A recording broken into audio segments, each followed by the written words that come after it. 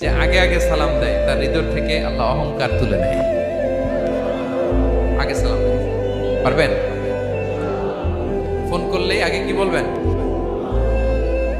বাসায় ঢুকেই আগে কি কি বলবেন? স্ত্রীকে আগে সালাম দিবেন, বন্ধুকে আগে সালাম দিবেন, বাসার কাজের লোকটাকে আগে সালাম দিবেন, আপনার ড্রাইভারকে আগে সালাম দিবেন, বাসার দারোয়ানটারে আগে সালাম দিবেন। ফকির একটা আসলে আপনি সালাম দিয়ে ফেলবেন, পারবেন? হৃদয় থেকে অহংকার ফেলে দিবে।